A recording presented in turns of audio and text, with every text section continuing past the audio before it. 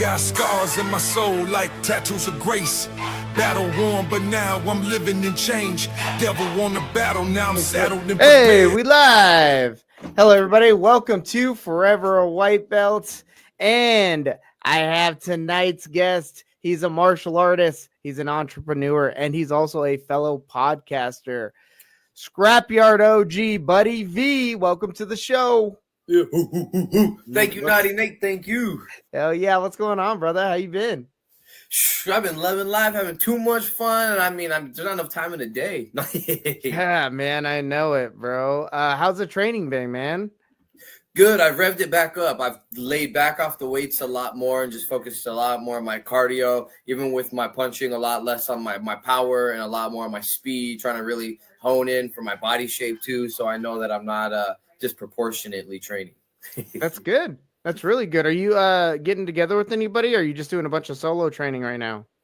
That's the next goal, is to get with some people now, especially with the I feel like my training's where I'm at, to where I could be back on par.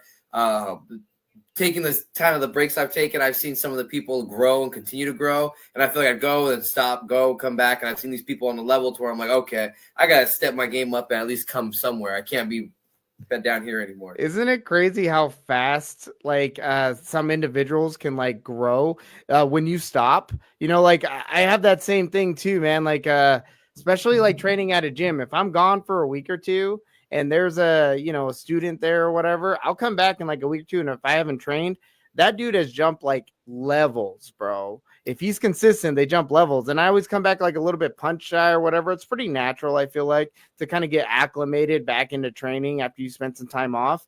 So it's just like a really noticeable disparity when you go against somebody that's staying so consistent in their training.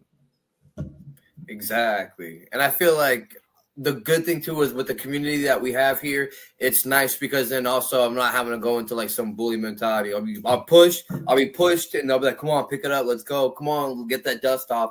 But I know that I'm going into an environment to where it's all love, it's all friends, and it's all there. Everyone's trying to help each other be the best that we can be. And that's really what it's about, man. That's what I really love about the Scrapyard too. The Scrapyard community is like, that's what they're known for. I mean, I feel like that's what we're getting known for. You know, we're getting out of like that, I don't know, like misconception of just being some backyard brawl organization. And we're really forming a tight-knit community of some pretty high-level athletes, I'd say, honestly. Like, we're getting guys that are turning pro. And I wouldn't say there's too many, backyard organizations that have pros coming out of them, bro, but we do. And I think a lot of it has to do with what you just said, is a support system that's in place to help better everybody. I mean, absolutely. Look at some of the king of the streets that they have. I mean, it's very clear everyone's there to look out for number one, and that's it. And when you're seeing these dudes get knocked out, hit concrete, everyone's like, ooh, and then you're like, oh, is that guy going to be able to walk after this? I don't know. Yeah, right. And that stuff gets so brutal, man. Like, I always tell my guys when they watch that stuff, like, they get hyped about it, but I'm like, what kind of careers do you think these guys have? I mean, any fight, don't get me wrong, any fight you take, any match you take could be your last match. But when you're having matches on concrete and you're getting soccer kicked in the head, like, the chances of you having a short career are significantly higher, I'd say. I got a quick question for you, Buddy V. What first pulled you into the combat sports world? Like, give us a little bit of background. Ooh, that actually was turning the negative into the positive. Being a knucklehead and just kind of going to cause trouble or scraps. Nothing's more than 20, 30 seconds on the street. And when I saw the backyard scene of Scrapyard, I always looked at street beats. I wanted to get into it. And I liked martial arts. I thought it was cool, but being a knucklehead more for the fighting. And I think when I really got into the community and I saw the level of philosophy, the level of mentality of different people approaching it from different ways, I was just completely blown away that there was this whole subculture of, oh, fighting's not barbaric. Fighting's not the worst thing in the world. Fighting's not something that only prisoners and criminals do. You mean to tell me that there's really people that treat it with this reverence, with this whole honor and respect that I didn't even know existed? Because to me, it was just so taboo. And from there, that's where my love grew. And I really started to study philosophy a lot more because of it. And I just saw myself almost blossom into this community because it's so welcoming. There's people I know I've met on my journey that could whoop my ass 10 ways to Sunday, but are some of the nicest people I've ever met, and treat me with the most kindness I've ever met. Yeah, I think that's a great kind of explanation. From people that aren't really involved in martial arts, I feel like they do have that misconception where it looks really primal. It looks very like violent. But once you start getting involved in it and you start doing it and you start being a practitioner, you do start to develop like, oh, there's actually like these meanings that come along with it. Like you said, honor, integrity, discipline, like those words actually hold meaning in martial arts, where in the real world, when you hear those things, people can just say them but never have to live up to them. But in like martial arts, because the consequences are so like automatic, it's like those words have to mean something. If you're not disciplined, you're not being consistent with your training, that's going to show when you go into a match. And so therefore, like I said, the price is a little bit higher. You can't just talk shit, I guess. You have to actually live it. So I think that's freaking awesome, man, that you're able to be exposed to that and then kind of take that from martial arts. Oh yeah, absolutely. And it's like they say, you fall to the level of your training too. So it's kind of nice to know if I get tired, my hands at least stay glued to my head. There you go. Always keep them hands up, bro. Let's talk a little bit about the Scrapyard. I mean, you're an OG competitor. You've been around the Scrapyard for a while now. Can you give us a little insight on the evolution of the yard? Ooh, yeah. There you go. Yeah. It's crazy to see the evolution. I mean, from the absolute dirt rings and even seeing certain parts where fights have a turning point. All of a sudden, someone's about to throw a haymaker and they get caught in like the bungee cord and they're like sitting there and they get tangled up. And oh man, it's seeing the turning point of a few fights. It was kind of crazy. And the growth, not just of the community, but the cage itself was crazy to see the little additions here. Like this one thing. Oh, then we're going to put pool noodles on here. Oh, now we're going to actually reinforce these with actual poles. Oh, now we're going to do an actual fence with wood board. Oh, now we got AstroTurf. It's like, wow, the level that Fire Chicken put into it, you can see the growth and the love that he has for it. Because it's not just, I feel like, oh, I'm going to make some money off this. Oh, I'm just going to hurry up. He actually genuinely cares, and you can see it all around. Yeah, you can see it, like I said, not just in the environment, but you also see it in like the video quality and the editing. Like you and me both being podcasters, we know how much time this editing takes, man. I spent probably about 4 hours today going over making like some reels. That's all I was doing. I was making some reels, but because I'm unfamiliar with editing, I mean, I'm still getting familiar with it, I guess. I'm not completely unfamiliar with it, but I'm still learning CapCut. I'm still learning like these editing tools. It took me like 3 or 4 hours. And this is somebody starting from scratch. I know Fire Chicken was in somewhat the same boat when he first started out, where he had to learn that whole process. And I mean, like I said, you being a fellow podcaster, what was that process like for yourself? I mean, did you have like a background in editing, in filmmaking or anything, or is it just something that you kind of picked up along the way? I think the beauty I have to remind myself too is the skills I was able to grow with along with the Scrapyard. Like we talked about people jumping evolutions in their fighting, their technique. And while I haven't been able to always stay on my training, one thing I've stayed consistent with is, the podcasting, everything else. And that's, I've had to learn, study. And it wasn't my forte. I'm very much an old school elbow grease kind of guy. And so everything electronics, I had family to help. So I really was like, if I'm going to be serious about this, I have to educate myself. There's no excuse. I'm a grown-ass man, and I slowly started from the basics and worked my way up and built the foundation. And even watching the videos from Fire Chicken, I'd just be like, that's pretty cool. What'd you give this idea? What that idea? And I just pick his brain, and I not necessarily do what he did, but just trying to like look in things and maybe have a different concept, a different idea to something I did. And I really got to start to see different angles or see things just in a different light, to where skills I accumulated over the years, not just from learning, but from a lot of my failures. I learned how not to do something. And now I'm like, hey, I know 100 ways not to do this. So now I know this one way works. All right. Yeah, those are the best lessons, man. And it really depends on how you view it, right? It's like, do I want to allow this thing to destroy me and I get discouraged and I walk away from it and I never pick it back up? Or do I look at this as like, just like, the wrong way of doing this? Now I know how not to do this. And that right there is progress. I just learned how not to do something. So I really do think, especially when it comes to like learning a new skill. And, martial arts is a big one for that, because there's so many people. Quick segue here. This month, my team, the Reptilian Top Team, is running a fundraiser with Little Caesars. As you could see, you can grab ship-to-home kits and bundles, pizzas, breadsticks, cookies, all delivered right to your door. Or, if you'd rather pick up in-store, use one of the meal deal codes for your favorite Little Caesars combo. Crazy Puffs, wings, pizza, whatever you're craving.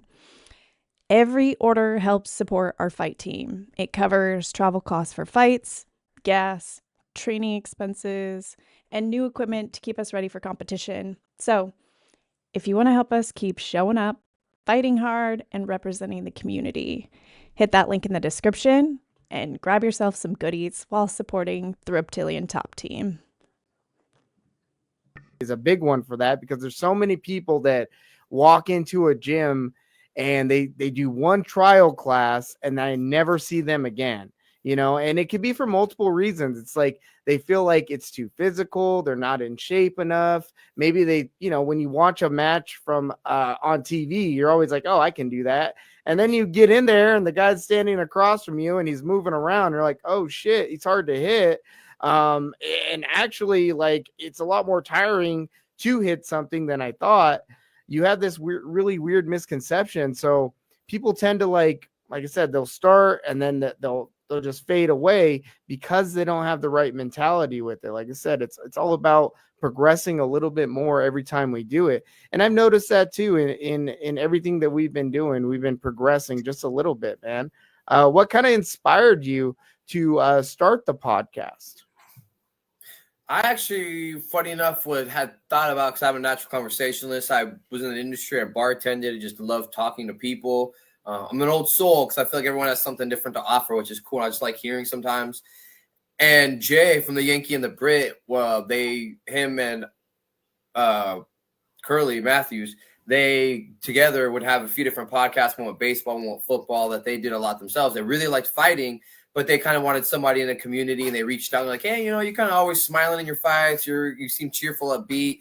Would you be interested in ever doing something like this? We interviewed you once. We liked it. And I was stoked, and I kind of was nervous. I didn't know how. And as I kind of got into it, I just started having more fun and became excited. It's like, oh, the day of the week's coming up. All right. And it gets a little bit like I do a little research here, a little research there. I get to talk about guests. And even just as I got to meet new people, that made me want to do it more. I'm from some guy all of a sudden is like quiet and he's a DJ, and then he had like a whole dubstep thing and he did a little thing. And one guy was a rapper. This other gentleman ended up being like, he was like a model/poet. And I didn't even know. I didn't know the guy could read. Yeah, right. Some people surprise you, man. I've noticed that too. Like the personalities that are attracted to this. To martial arts and the Scrapyard in particular. We get a lot of characters, and honestly, I love them all, man. Like I'm the same way you are. Like I'm very open to people wanting to express themselves for who they are. And I'm okay with that, man. And I'm glad that we have a community that people feel comfortable doing that. I know like some of our characters that are at the Scrapyard, if they were at like a local promotion kind of acting how they are, they probably would get like a lot of negative sort of vibes or shade thrown at them. But at the Scrapyard, they're all family to us. We're like, hey, that's just him, and it's okay, man. I really appreciate that about the Scrapyard too. It's always respectful, it's always love. So it's one of those wonderful things about it. Oh yeah, and I think the community and everything about growing with it and seeing people grow made me, through some of my rough patches, helped me through just being a part of the community. Not even, so I reached out once or twice, but just even seeing people and how's the company going? How's this? Oh, you doing this? Are you training? Are you staying busy? And even sometimes it's like, yeah, people have more hopes for me sometimes. Let me get out of this funk. Yeah, right. It's like somebody depends on me or somebody's actually cares about what I'm doing. I feel the same way, man. We probably get like 30 views on this shit, but those 30 views, I'm like, hey, all right, thank you guys. I'll keep doing it. Hell yeah, right. Someone today. Yeah, right. Out of all of your episodes, is there a conversation or a particular guest that stands out to you? Actually, yeah. I had There's two that are really stand out. The first one was Kai Stewart, the BKFC champion. I caught him on a whim. I was like, yo, I watched BKFC. This dude's from college. He just won. And I messaged some people. I probably do those things where I'll go on a roster after a fight and I'll pick a handful of like maybe 15 fighters and message all of them with something a little different. Mm-hmm. And if I'm lucky, I'll get a response back or two. And he was like, yeah, heck yeah, I'm in college, all this and that. And then I remember just seeing that podcast and just this whole person that he was before. And now he's earned his right. He's earned his fame, really put the work in. He's defended his belt multiple times. And now you see kind of his podcast and his whole demeanor. It's like a whole different person. And even now it's like, you got to DM me or you got to talk to me or blah, blah, blah. I'm making money moves on this and that. And it's like, oh, whoa, okay. Hey, I mean, but hey, you got it. You got the juice. You got it. Yeah, man. I mean, it is also, I think that is a really cool thing to see too. It's we're seeing the evolution because we're in this community where we see all these competitors grow.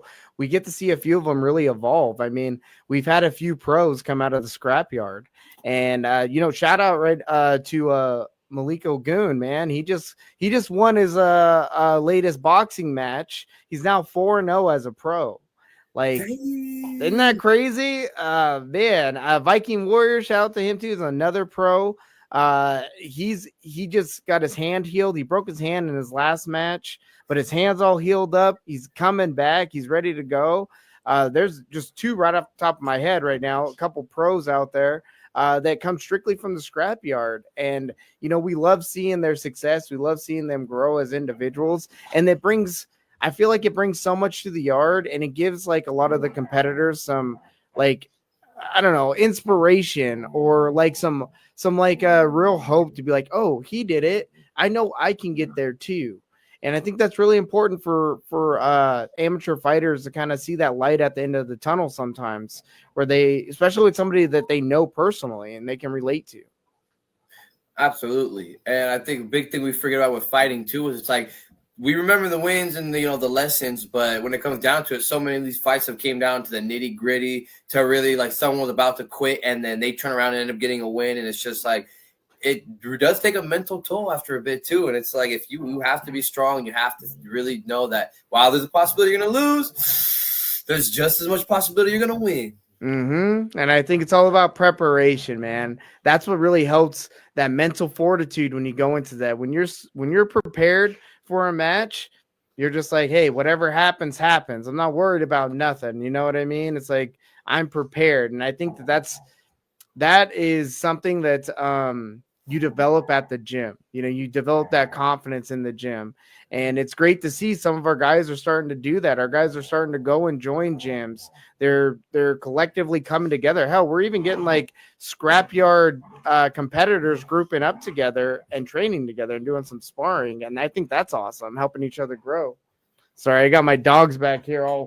They're doing a little training too. Like, hey, knock it off. No. Yeah, my dog was shaking my camera. He kept going and eat. Yeah.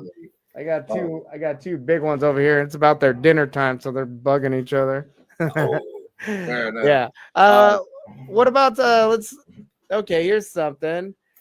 What's something you've learned about yourself through podcasting? Oh, that's a good one. Is to enjoy it a little bit more, to have some fun with it.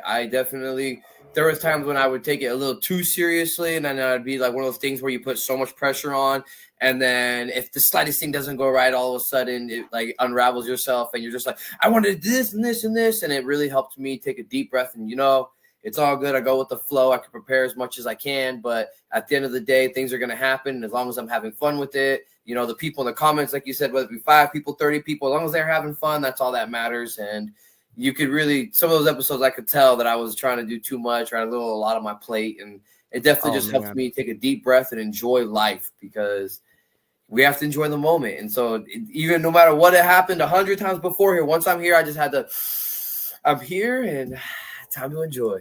Yeah. I don't know if too many people, that watch podcasts has ever really tried to actually do one, but there is a level of like insecurity I feel like I went through when I got on here and I started talking. Like I'll fumble over my words.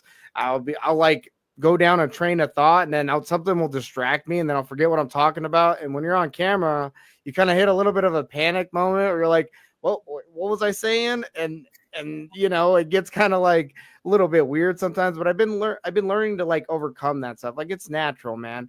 Everybody has their like little moments and stuff like that where they kind of have to, settle back in and get back on topic. I mean, podcasting's interesting because we are trying to, create some entertainment, but we're also trying to be informational. We're trying to be authentic in ourselves. And, it's a nice blend of many aspects. And when it comes together, it's wonderful, but it does take a while to kind of hit that groove. So I totally understand what you're talking about. Oh, and it's the people make it fun too. People joke around in the comments once in a while, and I know there was a couple pranksters and jokesters where it's like they make a couple comments here and there, and I was just like, I had to be like, it's all in fun. Yeah, right. That's how I feel too. Let's talk a little bit about your business. What inspired you to start? Now, hold on, I'm gonna say it. It's Zuel?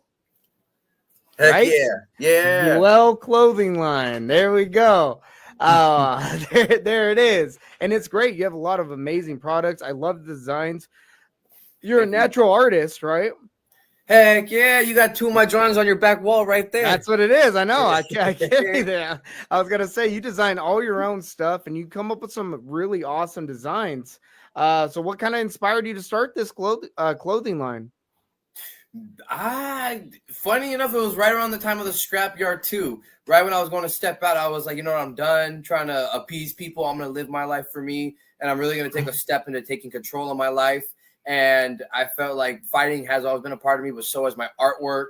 And I've always loved fashion. I remember growing up with me, my mom, my sister. That was it, because I didn't grow up with the dad. And I used to talk to her a lot about the fashion magazines she had, and I used to look through them, and I used to always be like, wow, that's nice. Or I'd crease all my shirts and my pants because it's like, even if I only got the 3 button-ups at the moment, they're going to be the nicest 3 button-ups. It's not going to be wrinkled. They're not going to be this. And so I always took pride in the way I looked. Mm-hmm. And that kind of translated over to having nice clothes. And even if I had baggier clothes or I'd get them dirty, I'd always wash them. I have no problem. But then I felt like I wanted to wear my art, and I saw a lot of people taking steps in the right direction. And I started listening to different life coaches like Jim Rohn and a couple other people, some alive, some dead, and just doing a lot of self-reflection. And I was like, if I'm really going to do something and go all out, I might as well just bet on myself. If I don't make it in 20 years, at least I tried, but it'd be better than having regrets. And I love my culture, my Chicano culture. That's why I like the pinstripe style, kind of like a lowrider touch to it. Yeah. The Jaguar is based off like one of the Aztec gods, Tezcatlipoca, so I try to have meaning behind it.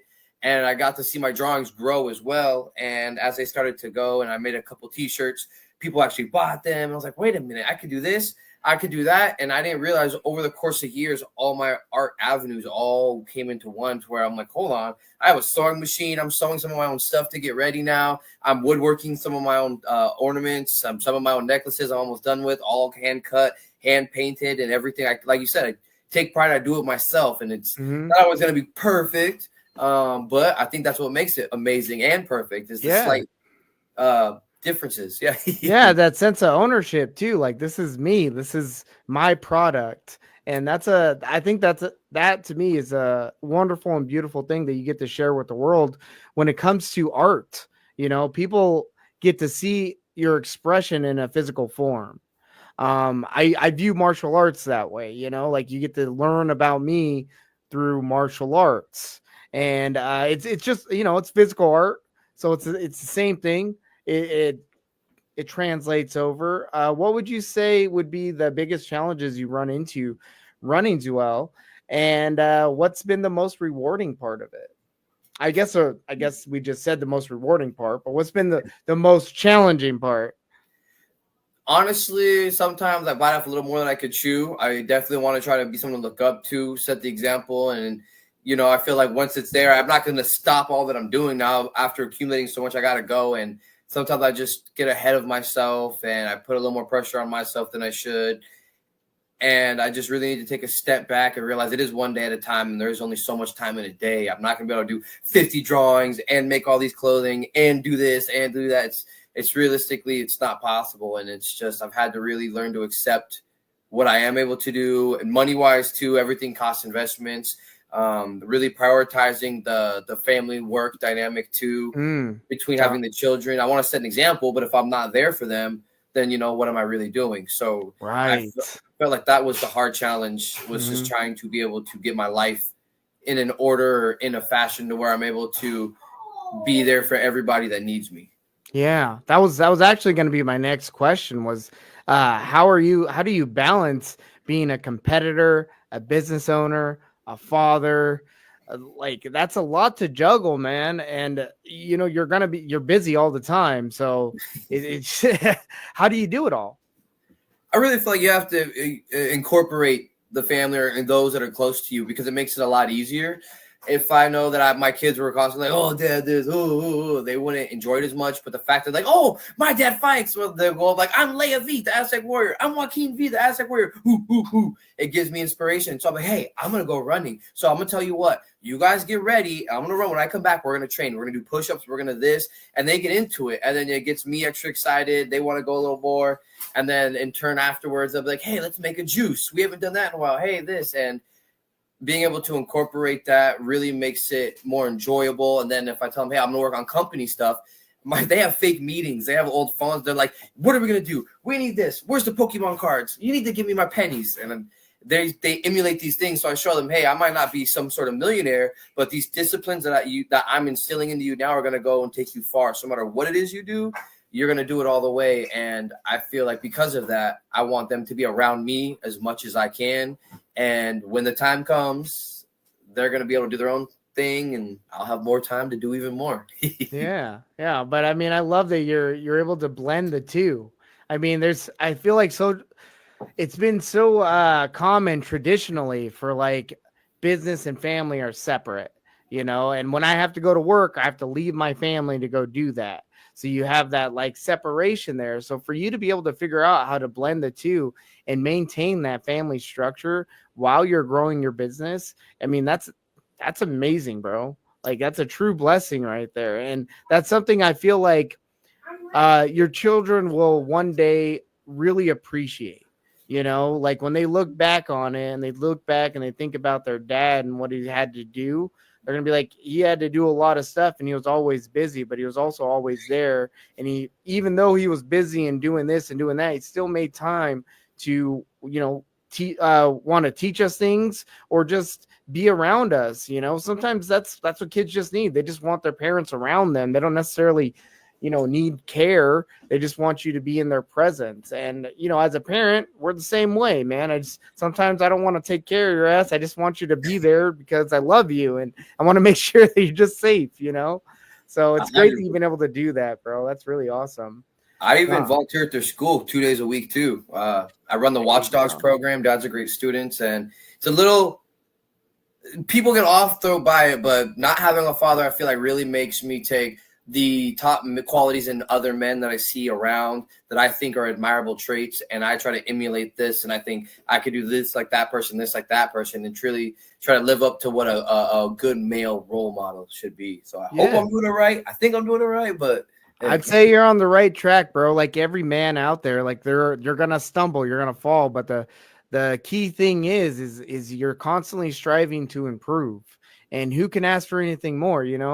I think that's life. That's human development. If you're one of these people that are constantly looking to try to improve your situation, your life, your attitude, your health, whatever it is, like nobody can really knock you for that stuff. It's so easy to get comfortable where you're at. It's so easy to say, I don't want to go do those things because they're uncomfortable for me to do. Hell, talking to people is uncomfortable. I had to kind of get over some of that stuff with just, doing the podcasting. I had a hard time just speaking to strangers. I wasn't really like a really friendly dude, but yeah, well, that's the thing. Getting around like-minded individuals and getting comfortable and being able to like express who I am and my thoughts and my feelings, I guess, without the fear of being like judged or casted out or whatever. It's been really great for me because martial arts, if you make martial arts like a life thing, not just a hobby that you do, but like, hey, I live this. You become kind of like a black sheep almost, you know. Not too many people can understand why you enjoy going and getting punched in the face 5-6 times a week, you know, for a few hours a day, and why you also teach other individuals to do the same.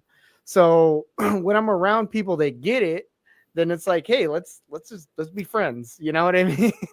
And that's what I love, man. Here's another question for you. Preparing, okay, if you had to compare launching a business to preparing for a fight, what would you say are some of the similar traits, and what's completely different? Because again, some of those words that we use, like discipline, consistency, integrity, they all translate over. Oh yeah, I definitely think discipline's the biggest one too. For those things, like you said, if you miss a week of the gym, you know, you might be able to notice one or two things. It's you miss something in business. I mean, it's the reality of it. The world doesn't wait for anybody, and no matter who we are, no matter what we got going on, that's the hardest part. Is discipline is number one, no matter what you do. And with business, I had to learn that especially. You fall behind the times. You don't post all the time like I've been doing, trying to be better at. You know, you fall behind in the algorithm, then this and that's just a domino effect. Gosh, yeah. It really is a war in business sometimes. You know, at least in a fight, you know, the person when you're done, you're probably going to be able to shake hands and smile. But in business, sometimes you have people that are taking low blows and they'll keep trying to do everything they can to get on top of you, and they don't care. And it's really like you have this level of fortitude that you have to build up for business to be like, hey, these people are going to be smiling in my face, but they're going to turn around and try to pull the rug from under me. And wow, okay. And especially with being a fighter, I'm very upfront, and it's just like, if I don't like you, I'm going to say something. What are we going to either going to fight about it, or we're just going to avoid each other, one of the two. Right. And in business, it's just a whole different world, but it's a battlefield. And a lot of those mental toughness lessons that translate go to business, because there's someone might get over one time, but if you continue fighting, you could win that war. You could come over on top. You could this and that. And even just from people knowing, I've had people like, you're nothing like so-and-so told me. This is my first time meeting you. How do you have a whole thing about me? Like, well, they're wrong and you're right. But if I would have sat at my home, not gone out, not this and that, the other person would have won and all this other shit. So it's definitely a key thing. And staying on top of mentally is definitely a big one. Like it's a form of art, you know. With martial arts, you definitely have to know the different moves, defense, offense, this and that, and the same with business too. You can sit there and build your brand up all day, but if you don't know this escape, or you don't know this counter, or you don't know this, it's not going to help you out, and you're going to be stuck just as your own worst enemy. Yeah, just stuck with a bunch of product and no one to push it off onto. I know how that is, man. I got some shirts hanging up right there. I gotta get one of those too. Yeah, no, definitely. We'll definitely get you one. Let's see here. How about is there a scrapyard competitor, present or past, that you would like to have a match with? And by the way, not a call out, just somebody that maybe you respect and is like, hey, I would love to test my skill sets against that individual. Ooh, there's a few really, really good fighters, I think, that are in the pool. I know that there's one or two I've already fought, so it's all right. Right now, I know the Punisher is going up for his title defense.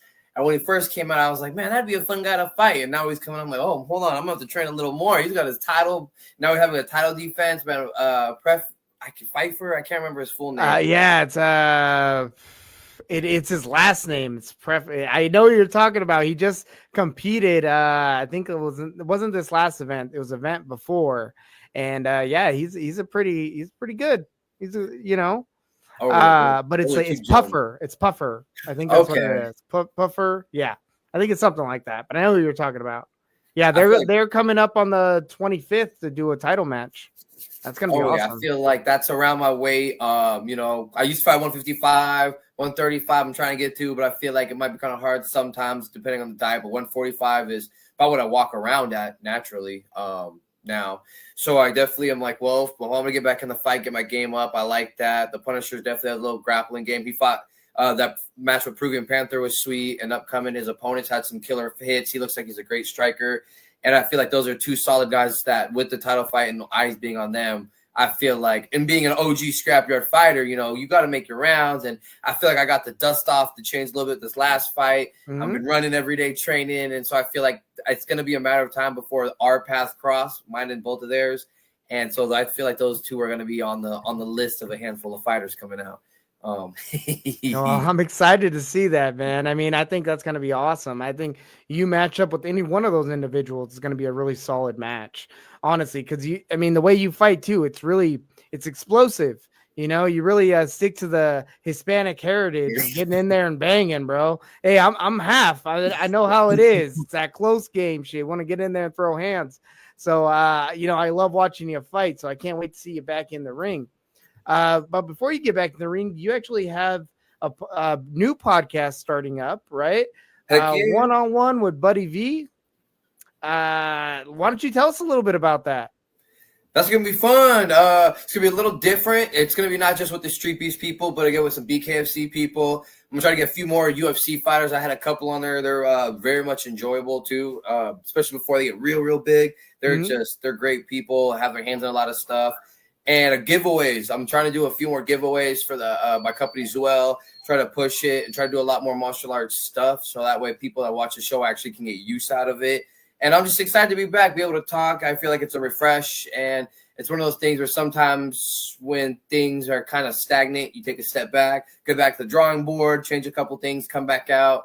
And I'm ready to go. I feel like it's going to be great. It's going to be exciting. And besides, the Scrapyard's got so many new fighters, so many new people coming out, making waves. Like you said, people going pro. I just have the time that like the next 6 months are going to be really explosive for the amount of faces that are going to come through. And yes, it's about time. And I do commentary at the Scrapyard too. And I felt like it's just natural to be able to have the two together. Damn, yeah, bro. I 100% agree. I mean, you definitely have the personality for it. So it's great that you're starting your own thing and you're getting out there and you're going to be doing some interviews. And I can't wait to see it. I can't wait to see you interview some of these pros. I don't know if you had a chance to see Kicking It with Chicken this past week, but we had Chelsea and John Dotson on there. Both them pros in their own. Chelsea, a pro slap fighter, and John Dotson, I mean, UFC legend, BKFC pro currently. I mean, bro, when you get to interview like those type of individuals, talk about like insecurity, man. I felt like I don't want to say the wrong thing. I don't know what to say, but it's crazy because as the podcast goes on, you start to realize, oh, they're just people just like me, and they're humorous, they're welcoming, and they're normal folks.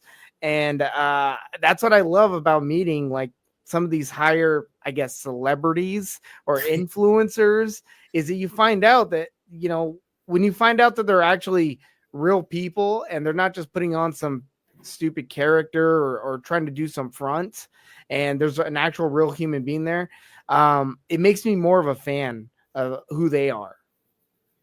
Absolutely. I feel like, because then once you know that they're genuine, it's like, wow, this person is actually relatable. I feel kind of like when you watch those old school movies, you look in the crowd and people actually look like normal people, and you're like, that's a good movie. You watch a new movie and you look in the background and everyone's a model, and I'm like, man, come on. Nobody in my whole neighborhood looks like that. Yeah, I like some fast food restaurant or some shit. You're like, what the hell are they doing there? Yeah, right. Never. Oh, man. Well, hey, before I let you go, Buddy V, why don't we do a little quick round, a little rapid fire questioning, if you don't mind? Heck yeah. All right, man. Striking or grappling? Ooh, grappling. Okay. Dream fight. And like of any era, what's your dream fight? Yeah. Ooh, my dream fight would probably, if I had the skills, I totally would have liked to go against Too Explosive. I really like the way he has that ground game. He picks people up and turns the slams on. Bam. That's nice. Hell yeah. What about your best post-fight meal?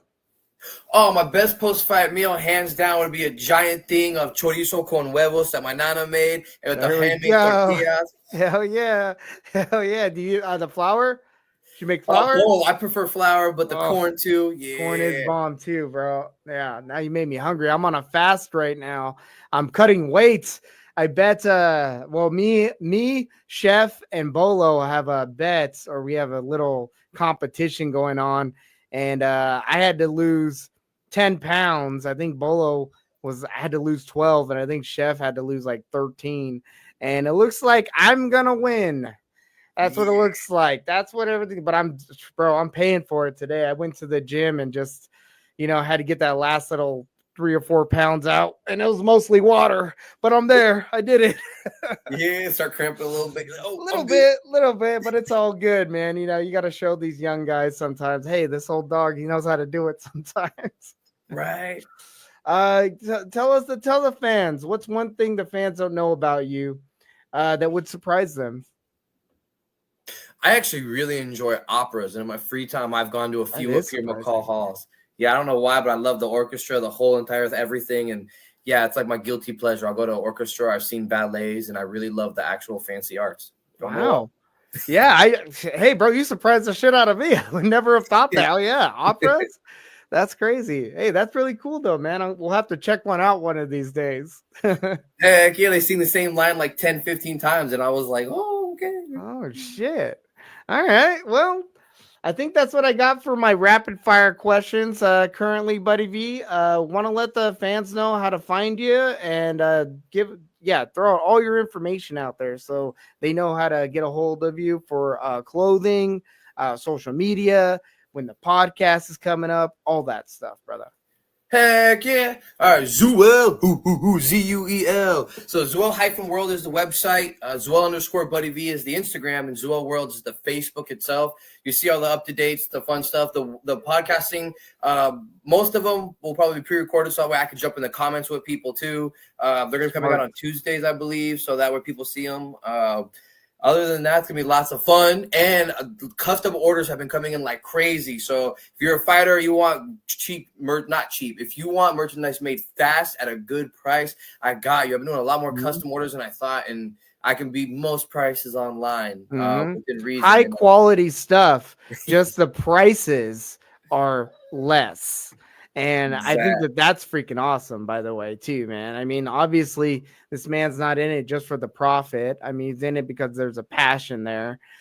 So all those scrapyard fighters out there, everybody watching the show, like, hey, man, support one of our own. This is how we grow is just supporting one another. So thank you, Buddy V, for joining me tonight. I'm going to be checking in with you from time to time. And, once we get that podcast going, we'll jump on and do a one-on-one Buddy V. All right. We need you on there, man. You're like a plethora of knowledge. Thank you for everything. Of course, brother. Have yourself a good night. You too. Peace. Right.